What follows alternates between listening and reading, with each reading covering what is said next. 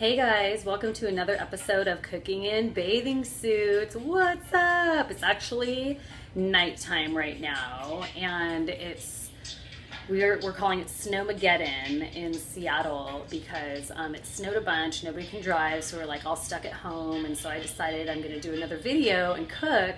And I'm wearing my sparkly red bathing suit again because it's almost Valentine's Day. So, anyways, one concern that a lot of people have is eating gluten.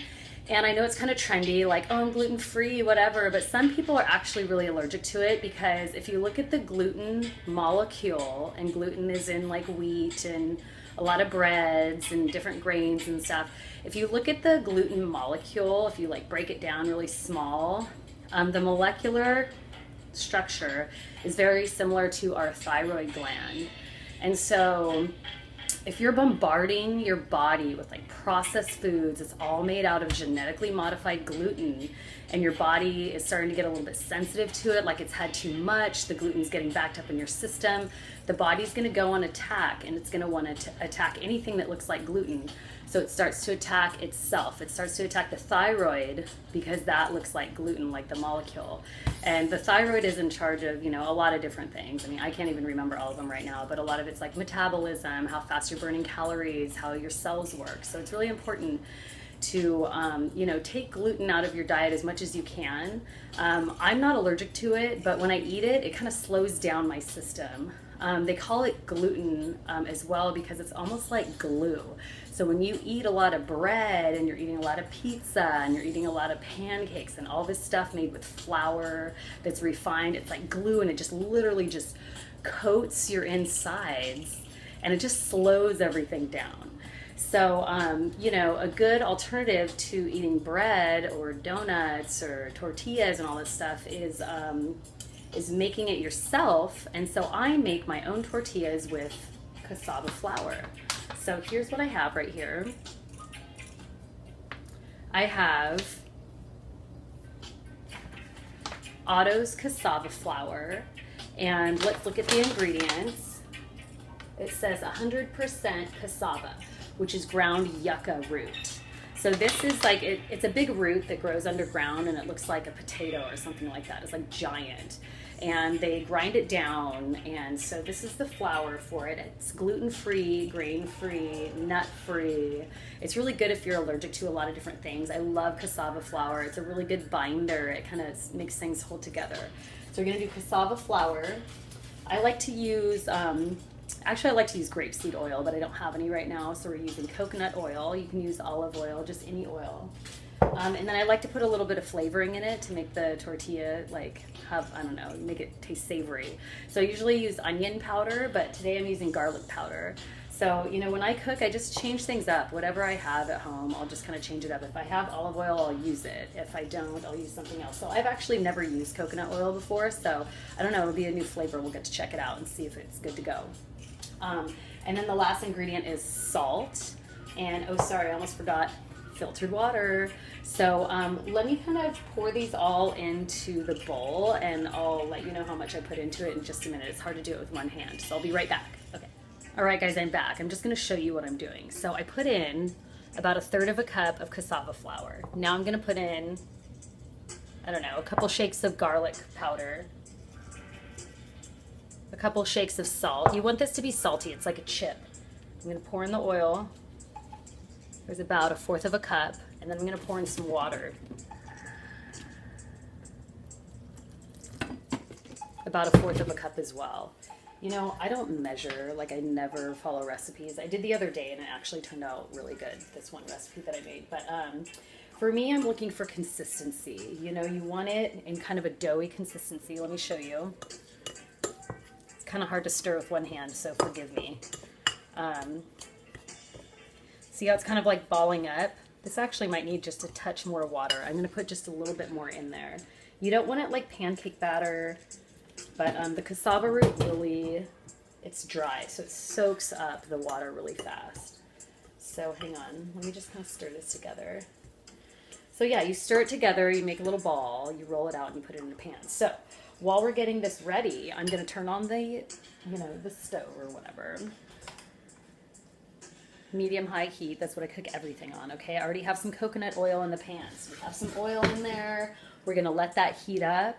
I'm gonna roll this into a little ball, and I'll show you in just a second how I do that, okay? Hey, all right, I'm back. So here you can see right here, I rolled it into two about palm size balls of dough. And then I have some parchment paper right here. You can use like wax paper. I think parchment paper works better than everything else. Kind of stick it down right there. And then I'm gonna fold the paper over it, kind of smash it down a little bit. And then I'm gonna use my rolling pin and roll it out, okay? So let's see if you guys can see me do this.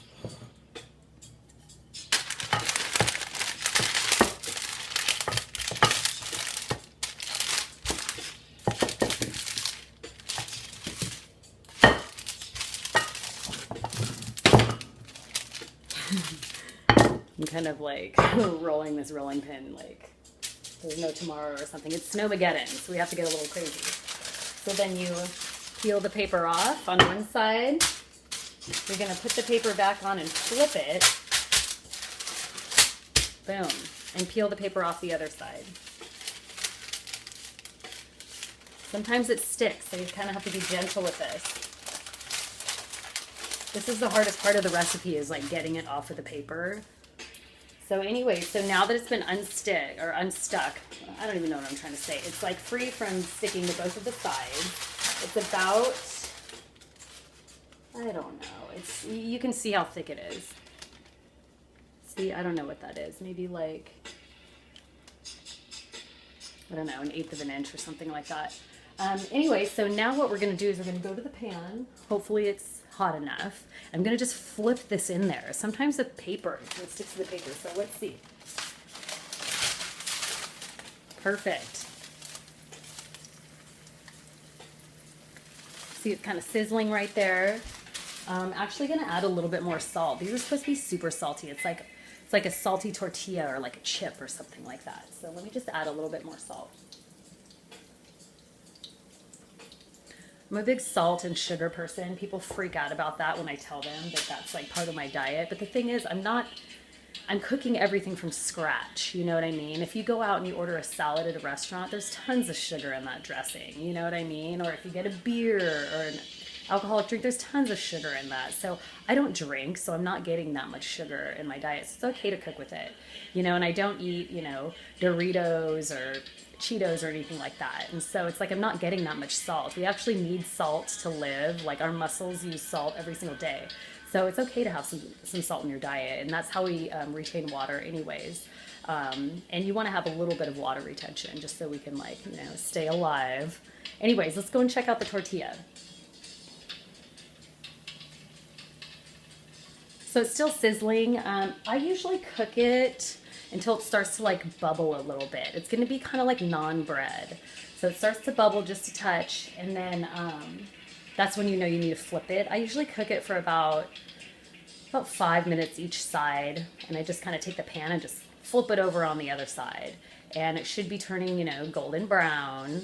That's how you know it's starting to get done. So anyways, I will let this cook for a minute and I'll show you when it's finished. And it'll be like a nice little bread snack, except without the gluten. And you can eat this all day long. It doesn't make you feel fat. It doesn't make you feel like weighted down. It goes right through your system.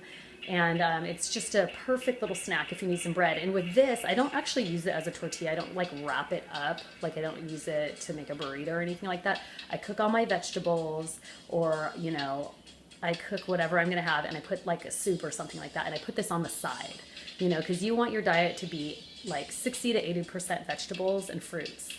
So, yeah, so eat your fruit, eat your vegetables, and this is just a little side snack. It's not going to be your entire meal, you know, so that's the key, 60 to 80% vegetables cooked. You know, some people like to do a little bit of raw food. I think it's a little bit harsh on the stomach if you're doing 100% raw. Sometimes it's nice to soften the food for your organs inside. You know, you don't want to just like scratch up your stomach with a bunch of raw broccoli and carrots. That happens sometimes if people are on raw diets. They start to like have a stomach ache or indigestion, and they're like, oh, I'm eating so healthy, what's going on? Well, sometimes we need to cook the food to soften it first, you know, like squash or, you know, carrots or something, or broccoli. Just like soften it up with a little bit of heat. So, you know, I've been chatting long enough, so let's check the tortilla. Let's see if I can flip it while you guys are watching me, okay? Boom. See, there we go. You can see it's a little bit, I'm kind of zoom it around. Whoops. There you go. It's a little bit golden brown, so it's almost finished, and I'll be right back to show you guys the finished product. All right, so the tortilla is almost ready for a little snack. All right, so I kind of flipped it back and forth. You know, it's got some brown spots on it. It's starting to cook. It's about finished. So then I just, let's flip it one more time. Just kind of slide it onto the plate right there, and there's your little naan bread, your tortilla. It's so good. It's like really salty. It's kind of chewy. Let me see. It's probably a little bit toasty right now. But yeah, you can kind of like break off a piece.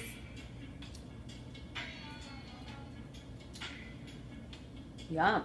It's pretty good. So the drier it is, the flakier it's going to be. If you add more water, it's going to be more chewy. So this one was a little bit on the dry side, so it's a little bit more like, I don't know, kind of flaky. I like it.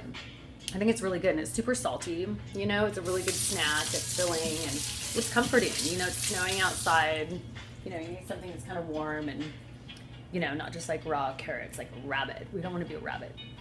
So I hope you enjoyed this episode. You know, I don't really measure anything, so you kind of have to eyeball it. Look for that consistency, that doughy consistency, and you can taste this dough. There's no eggs in it, so you can try it. If you feel like it needs some more salt or garlic pepper, you can always throw it in, or garlic powder, I mean. Anyways, yeah, definitely. I hope you enjoyed it. Hopefully you can make your own tortillas at home. And anyways, enjoy your day. All right, thanks. My name's Marisa Anthony, and this is Cooking in Bathing Suits from Seattle, Washington. All right, bye.